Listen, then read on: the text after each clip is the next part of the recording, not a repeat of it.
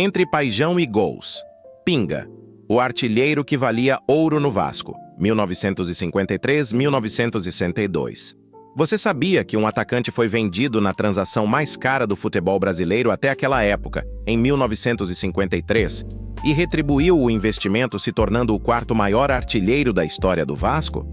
Mais impressionante ainda, esse mesmo jogador marcou 250 gols pela Cruz de Malta, conquistou títulos cariocas, defendeu o Brasil em uma Copa do Mundo e participou da excursão europeia mais gloriosa do clube. O nome dele era José Lázaro Robles, mas todos o conheciam como Pinga, e essa é a história de um paulista da Mooca que conquistou o coração da torcida vascaína. São Paulo, bairro da Mooca, 11 de fevereiro de 1924. Nasce José Lázaro Robles numa família italiana humilde da zona leste paulistana. Seu irmão mais velho, Arnaldo, também jogava futebol e tinha o apelido de Pinga. José Lázaro começou jogando futebol de várzea nas ruas da Mooca, driblando adversários com aquele pé esquerdo privilegiado que se tornaria sua marca registrada. Quando começou a se destacar, herdou o apelido do irmão, tornando-se Pingaí, enquanto Arnaldo virou Pinga Sunzo. Era uma família de artilheiros, mas José Lázaro seria o mais famoso. Em 1944, aos 20 anos, Pinga estreou profissionalmente pela Portuguesa de Desportos. Logo na primeira temporada marcou 8 gols, mostrando que tinha talento. Mas sua evolução seria meteórica. Em 1949, marcou 25 gols. Em 1950 foram 35. Em 1951, incríveis 49 gols. E em 1952, seu ano de ouro na Lusa, 50 gols. Era uma máquina de fazer gols, um ponta de lança que tinha no pé esquerdo um chute forte e indefensável que o transformaria em artilheiro nato. O ano de 1952 foi o auge de Pinga pela Portuguesa. Ao lado de Julinho Botelho, Renato, Nininho e Simão, fez parte de uma das linhas de ataque mais famosas do início dos anos 1950. Foi campeão e artilheiro do torneio Rio-São Paulo pela Lusa, campeão brasileiro pela Seleção Paulista e, principalmente, campeão pan-americano no Chile. Foi o primeiro título do Brasil no exterior, uma espécie de redenção do futebol brasileiro depois do desastre da Copa de 1950. Pinga marcou 2 gols na final da Copa dos Jogos Pan-Americanos, incluindo um na vitória de 3-0 sobre o Chile, que deu o título ao Brasil. Sua rivalidade com o irmão Arnaldo era lendária. Em 1944, quando Arnaldo defendia o Juventus e Pinga a Portuguesa, os dois se enfrentaram. O Juventus venceu por 2-0. José Lázaro ficou louco de vergonha e raiva com a vitória do irmão. Naquela noite, a família Robles jantou sem ele. Pinga esperou que todos tivessem dormido para voltar para casa. Tamanho era seu orgulho ferido. Mas a rivalidade acabaria alguns anos depois, quando Arnaldo voltou para a Portuguesa e os dois irmãos jogaram juntos. Ao final de 1952, Pinga se despediu da Portuguesa como o maior artilheiro da história do clube, marcando 202 gols em 270 jogos entre os anos de 1944 e 1953. Mas os diretores da Lusa sabiam que não tinham como segurar o jogador por muito tempo. Seu passe estava valorizado, e os grandes clubes do Rio de Janeiro já observavam aquele fenômeno paulista. O Vasco da Gama não perdeu tempo e se antecipou ao interesse dos outros clubes cariocas. Em 1953, levou Pinga para São Januário na mais cara transação do futebol brasileiro até aquela data. O valor exato nunca foi divulgado, mas a imprensa da época falava em cifras astronômicas para os padrões do futebol nacional. A torcida vascaína esperava ansiosa para ver se aquele investimento milionário valeria a pena. E valeu. Logo de cara, Pinga mostrou seu valor.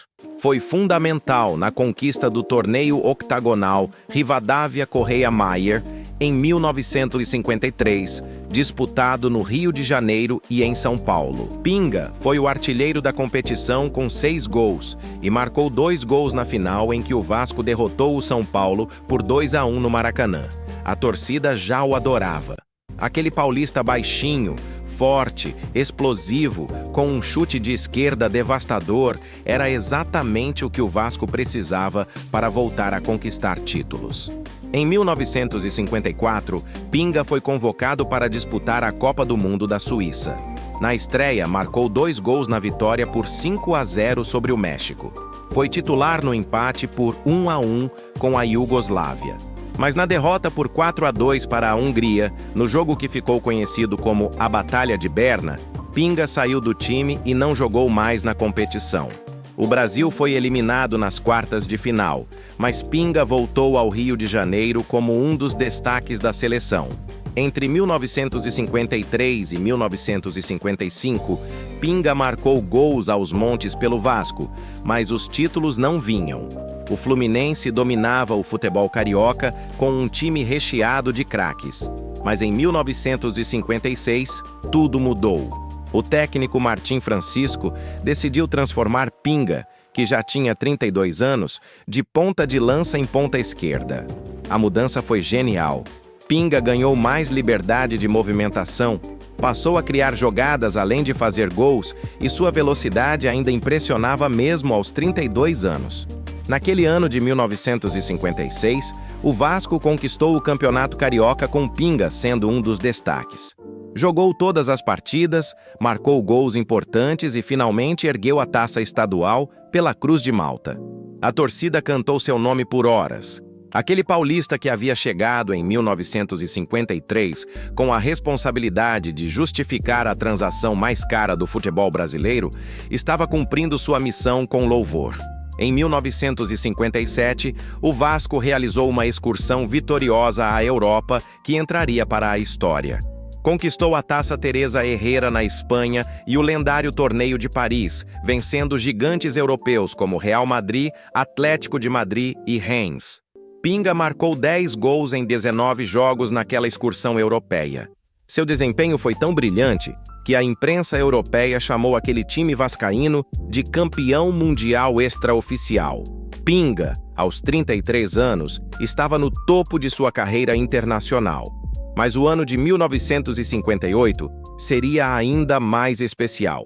O Vasco conquistou pela primeira vez o torneio Rio-São Paulo, vencendo de forma emocionante. Mas a conquista mais dramática foi o Campeonato Carioca.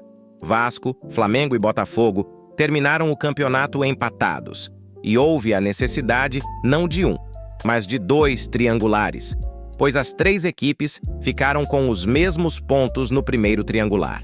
O segundo triangular, realizado já em janeiro de 1959, foi chamado de Super Campeonato. Na primeira partida do primeiro triangular, o Vasco venceu o Flamengo por 2-0, com gols de Pinga e Almir Pernambuquinho. Depois perdeu por 1-0 para o Botafogo. Como o Flamengo havia vencido o Botafogo por 2-1, ficaram todos empatados. Foi necessário o segundo triangular. O Vasco venceu o Botafogo por 2-1, com 2 gols de Pinga. E o título veio na partida contra o Flamengo, num Maracanã lotado com mais de 150 mil torcedores. O Vasco jogava pelo empate. O jogo terminou 1-1, com gol de Roberto Pinto para o Vasco. Pinga foi o artilheiro do time, com 16 dos 56 gols marcados pelo Vasco naquela campanha histórica. O que tornava Pinga especial não era apenas sua capacidade de fazer gols, era sua versatilidade. Jogou como ponta de lança, como ponta esquerda, como meia atacante. Onde o técnico o colocasse, ele rendia. Seu pé esquerdo era uma arma letal, capaz de chutar de qualquer ângulo, de qualquer distância. Seu posicionamento era inteligente, sua movimentação constante deixava os zagueiros perdidos. Era rápido, forte, corajoso e decisivo nos momentos cruciais. Pela seleção brasileira, Pinga disputou 25 jogos e marcou 11 gols entre 1949 e 1954. Foi convocado pela primeira vez em 1949, como reserva da equipe que conquistou o Campeonato Sul-Americano, mas foi cortado da Copa de 1950, apesar de ser artilheiro do Campeonato Paulista daquele ano com 22 gols. Aquela exclusão o magoou profundamente, mas ele nunca reclamou publicamente. Entre 1953 e 1962, Pinga marcou 250 gols pelo Vasco em 400 jogos. Foi o quarto maior artilheiro da história do clube, atrás apenas de Roberto Dinamite, Romário e Ademir de Menezes. Sua média de 0,62 gols por jogo era impressionante para qualquer época. Conquistou 2 campeonatos cariocas, 1956 e 1958, um torneio Rio-São Paulo, 1958, além dos títulos internacionais da Taça Teresa Herrera e do Torneio de Paris em 1957. Em 1962, aos 38 anos, Pinga deixou o Vasco e voltou para São Paulo. Assinou com o Juventus, o clube onde havia começado sua carreira.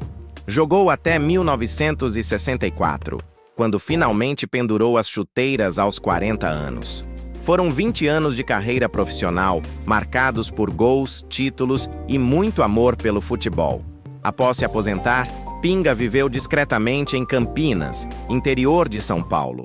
Trabalhou em empregos modestos, longe dos holofotes que havia conhecido nos gramados. Raramente dava entrevistas, preferia a vida simples com a família.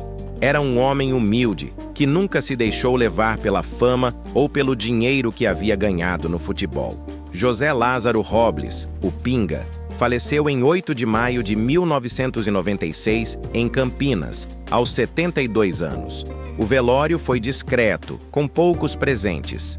Mas para aqueles que o viram jogar, Pinga permanece eterno.